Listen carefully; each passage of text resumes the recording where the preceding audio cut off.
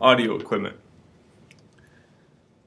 Alright, so we're going to cover audio equipment from least expensive to somewhat expensive, and from a normal quality to a high quality. Reason you should worry about audio first, it's how you communicate. I mean, I could show you concepts on the screen all day long, but first off, you got to worry, one, if you're going to be using this in a classroom, you have to have really good audio, because students in a classroom are either loud sometimes if you got a good dynamic classroom, or they're trying to listen to their music on top of the video, something. But keep in mind, students today do about 12,000 things at once, and so your audio quality must be very high toned. Okay. Also, keep in mind, most of this is going to be microphone or headphone driven, because nobody wants to listen to audiobook Jason on their home stereo. So if it's going to be listened to very close to the ear, you gotta worry about that audio. I think it's the number one thing that breaks a good tutorial is the fact that your audio sucks. So what I'm doing right now, I'm recording via iMac computer. This is the most inexpensive way to do it. So you can either get a MacBook Pro, I would recommend MacBook Pro, or iMac. Again, they have very good sound quality. They got built-in mics, built-in cameras. So you're already starting to get hooked up the right way without buying a bunch of loose leaf equipment. And loose leaf equipment does cover a lot of a big footprint on your desk. All right, so if you were doing it this way, just know that in system preferences here under sound, I always keep the ambient level reduced and I keep the microphone level up high. That way, if I'm walking over here and let's say I need a break and I want to talk about a concept, I could do that and walk around my computer and still record some good audio.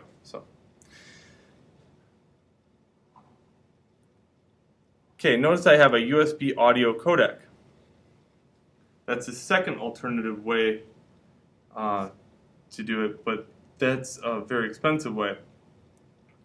I'll get into this. Let's go line in. What can I put into my computer to make it sound a little bit better and give me the ability to walk around and talk about concepts and be videoed? Well, that's where these come in.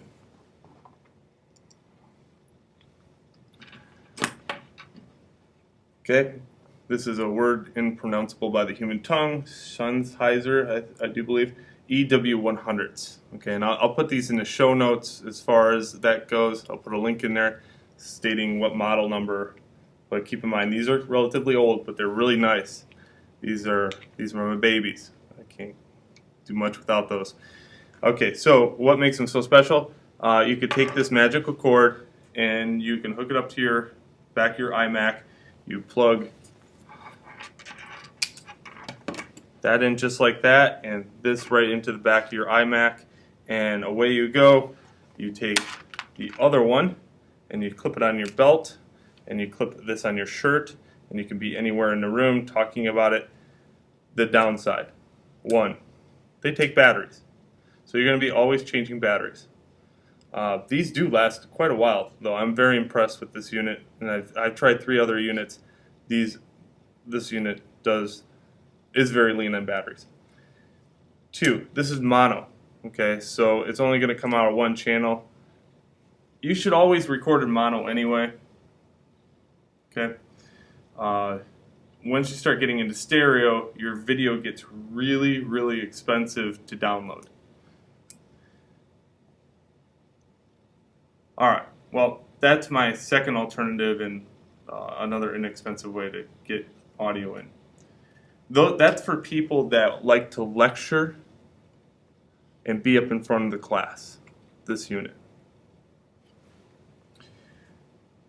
People that do software, okay, like covering software, you can use the iMac computer, or this is a really nice mixer board. This is the iMultimix 8, okay? I believe it's $250, the price, and you can get a downgraded version that doesn't have the iPhone adapter. So my iPhone can sit in here, and I can record right to my iPhone if I wanted to, or I can play audio from my iPhone out to speakers, and that's what these are. These are just speaker adapters.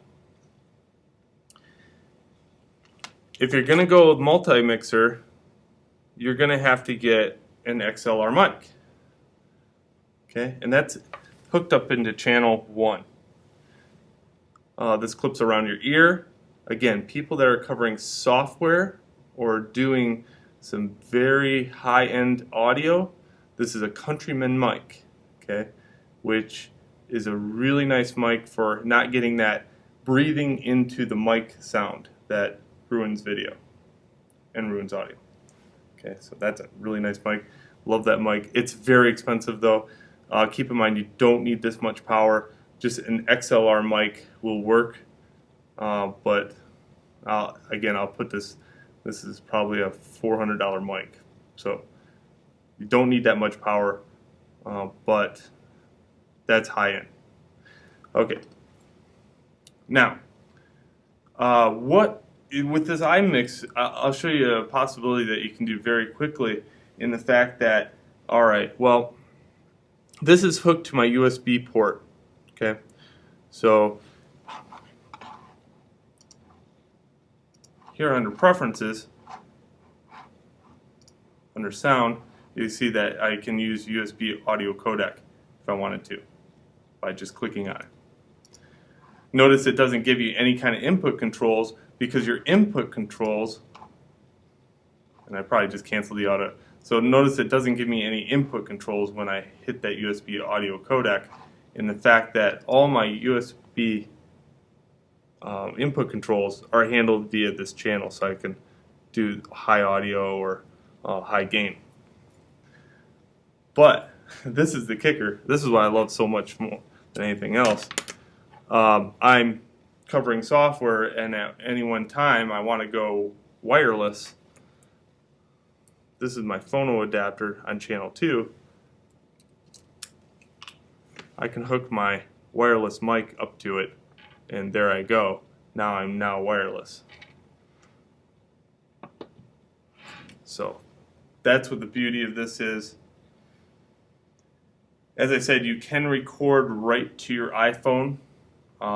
That's really handy if you're just trying to get later on you can use that via text to speech or speech to text, sorry. If you need to dictate something real quick, you can dictate it right into your iPhone, and voila, it turns it right to text using Dragon dictation.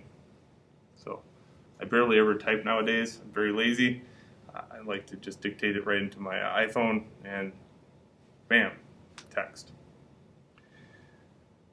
Alright, so that's some of the equipment that I've been privy to, and I've upgraded throughout the years. I've been through a lot of stuff. I've been doing this for probably roughly about 8 years, I would say.